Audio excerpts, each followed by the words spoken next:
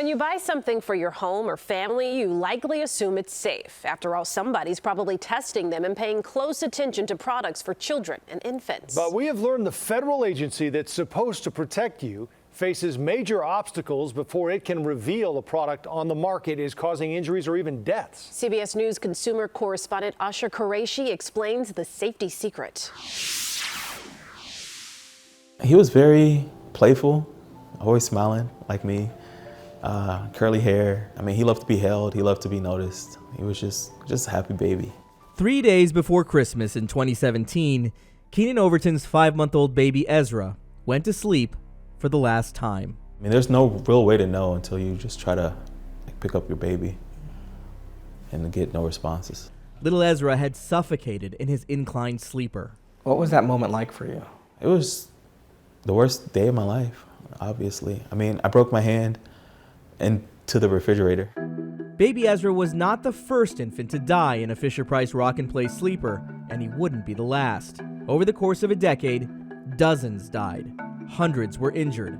But neither the company nor the U.S. government had issued a warning or recall. This is a national scandal. At a congressional oversight hearing in June of last year, Fisher-Price and its owner Mattel revealed the death toll was much higher than the company had originally reported 3 years earlier. How many children have died totally? Today, we are aware of approximately, I believe the number is currently 97, although those numbers change as we are also finding that some of the products that have been attributed to the rock and play were not Fisher-Price or inclined sleeps.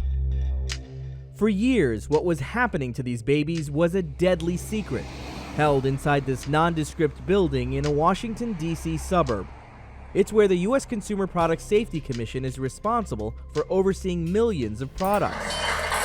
They test and collect complaints, but are often forced to stay silent about potential dangers, thanks to a little-known clause added in 1981 to the Consumer Product Safety Act, Section 6B. There's no other public safety agency that has similar restrictions on them that 6B places on us. CPSC Chairman Alexander Hohen-Sark, appointed last year, says part of Section 6B requires his agency to get a company's approval before it can release any information about a product to the public, including warnings or recalls.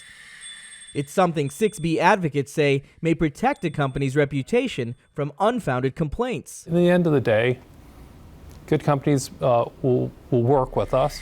But he says some companies don't, even when their products may be hazardous to the public. The agency's recourse? Take them to court, a process that can take months, even years. Section 6B sort of provides that roadmap for how they can game the system. But that's not how it works at other federal agencies. The National Highway Traffic Safety Administration can force recalls of vehicles for dangers like faulty airbags. And the Food and Drug Administration will order potentially tainted food off store shelves. It's unacceptable. Congresswoman Jan Schakowsky of Illinois helped introduce the Sunshine Product Safety Act. It would change Section 6B to lift what she describes as a gag rule. These are preventable deaths that we see, preventable injuries. A decision was made some time ago to stand in the way of really doing something about it. I think time's up. 10 years after the Rock and Play hit store shelves, bringing in $200 million in sales, details about the rising death and injury numbers were leaked to the public. We begin right now with some breaking news. Fisher-Price has recalled all models of its Rock and Play sleeper. It was only then, according to the congressional investigation, that Fisher-Price agreed to recall the sleeper, allowing the feds to finally alert the public. In a statement to CBS News, Fisher-Price maintains that their sleeper was safe when used according to instructions, and they voluntarily recalled it and removed it from the market. 2, 1. Today, as Keenan and his new fiancée are expecting a baby boy, he says he'll always think of Ezra as a hero. Had he not, fallen victim to that device, who knows, it could have still been on the market today. And it could have still secretly been taking lives because he wasn't the first to lose his life in it. So I'd imagine there are products on the shelves right now that you've gotten complaints about that you can't tell the public about. Because of our statute and the way it operates, if I heard about a product hazard this morning, I couldn't tell you about that. Hospital records show tens of thousands of people are killed in the U.S. and 30 million more suffer injuries related to products each year.